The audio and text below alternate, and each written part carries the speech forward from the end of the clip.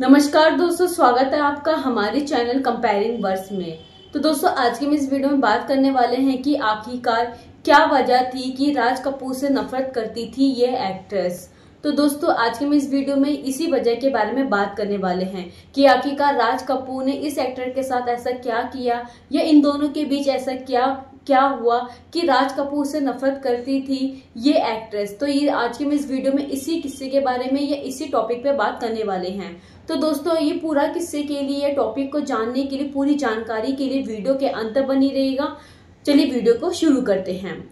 60 से 70 के दशक की वो बला की खूबसूरत एक्ट्रेस जो उस दौर में सबसे ज्यादा कमाई करने वाली हीरोइन में शुमार रही। हर बड़े स्टार के साथ काम कर चुकी इस हसीना की गोद ताउम्र सूनी ही रही। सेट पर राज कपूर से हुई जुबानी जंग के चलते ये हमेशा उनसे नफरत करती रही। पति की मौत के बाद भी उनके मन में एक अजीब सा डर बैठ गया था। पुराने दौर में हीरोइनों के बड़े बड़े जूड़े, उनके जोड़ीदार सूट और आंखों का बड़ा बड़ा पुराने दौर में हीरोइनों के बड़े बड़े जूड़े, उनके चूड़ीदार सूट और आंखों का बड़ा बड़ा कजरा मुमताज, शर्मिला टैगोर या कहे कि मीना कुमारी, नंदा, हर एक्ट्रेस एक जैसी ही लगती थी। फिर एक ऐसी हसीना ने एंट्री मारी जिसने अपनी माथे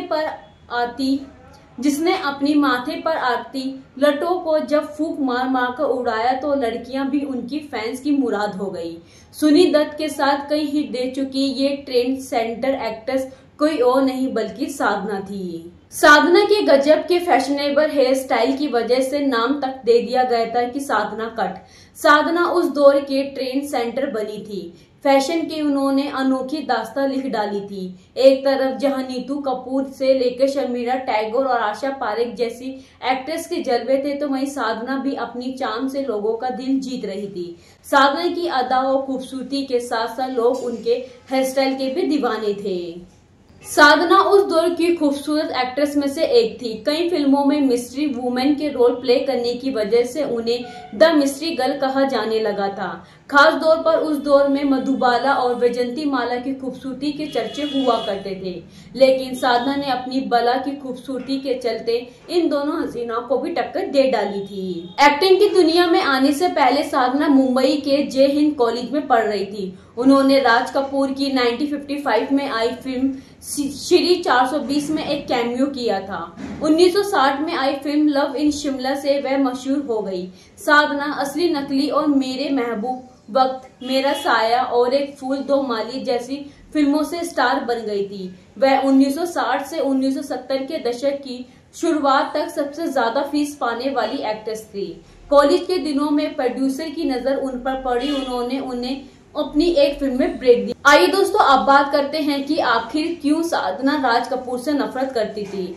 साधना ने अपने दौर में हर बड़े स्टार के साथ काम किया था। एक बार उन्होंने निर्माता निर्देशक राज कपूर के साथ फिल्म दूल्हा दुल्हन में काम किया था, जो साल 1966 में आई थी। इस फिल्म की शूटिंग के दौरान राज कपूर और साधना की जुबानी जंग हुई थी। राज कपूर को उनका बार बार मेरे बाल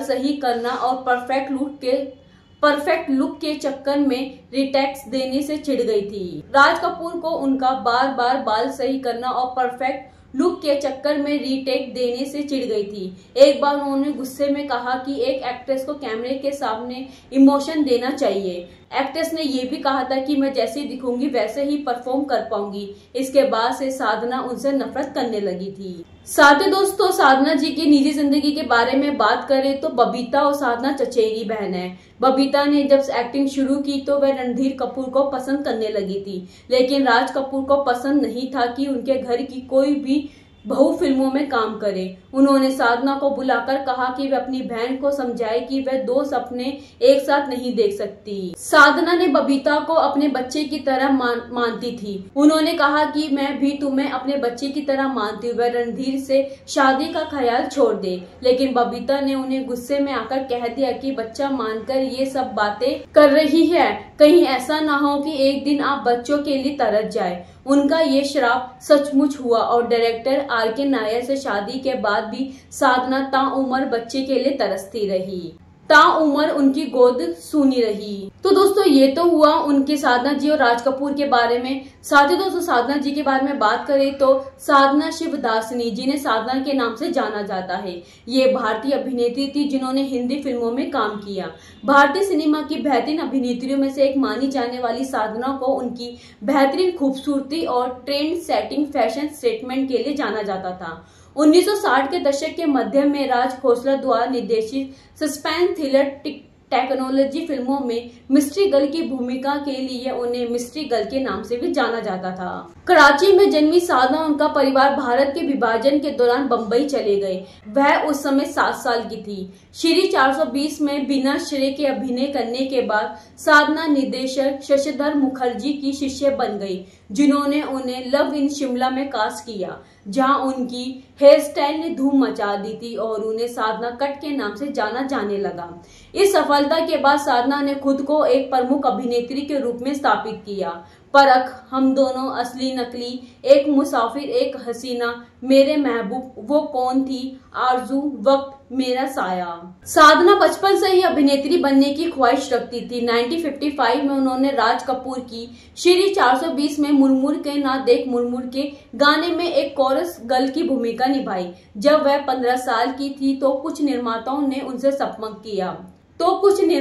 उनसे संपर्क किया जिन्होंने उन्हें कॉलेज के नाटक में अभिनय करते देखा था। उन्होंने उन्हें भारत की पहली सिंधी फिल्म अबाना में कास्ट किया, जहां उन्होंने शीला रामनी की छोटी बहन की भूमिका निभाई।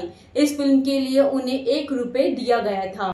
फिल्म अबाना के प्रमोशनल शूट के दौरान ली गई उनकी एक तस्वीर फिल्म पत्रिका स्क्रीन में छापी थी। तभी हिंदी सिनेमा के उस समय के प्रमुख निर्माताओं में से एक शशिधर मुखर्जी की नजर उन पर पड़ी।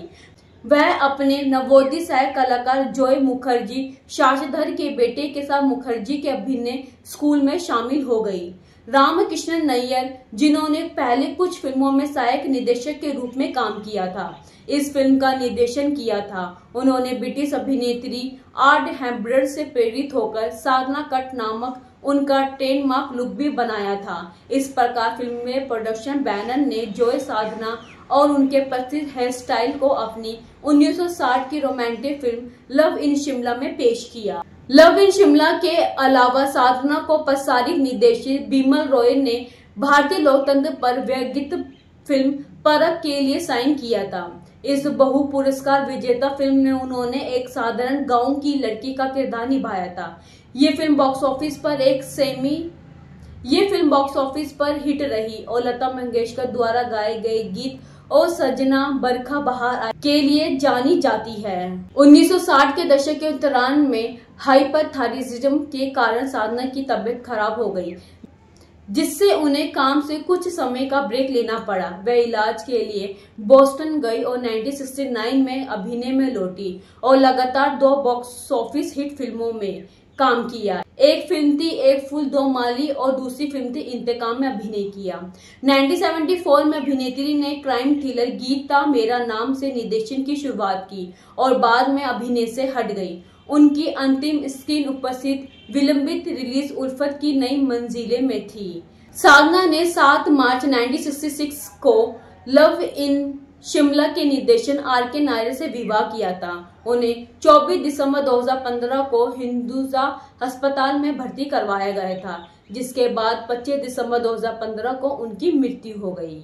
तो दोस्तों ये था आज का किस्सा साधना जी के निजी जिंदगी, उनके फिल्मी करियर और किस तरह से राज कपूर से नफरत करती थी। साधना जी की कोई पसंदीदा फिल्म है तो हमें कमेंट बॉक्स में जरूर बताइएगा। साथ ही उनका साधना कट भी काफी फेमस हुआ था। ऐसे ही फिल्मों से जुड़े किस्से हम आपके लिए लाते रहेंगे। चैनल पे बने रहे, चैनल को सब्सक्राइब और वीडियो को लाइक शेयर भी जरूर कीजिएगा। मिलते हैं आपसे अगली वीडियो में ऐसे और भी दिलचस्प किस्सों के साथ अगली वीडियो में।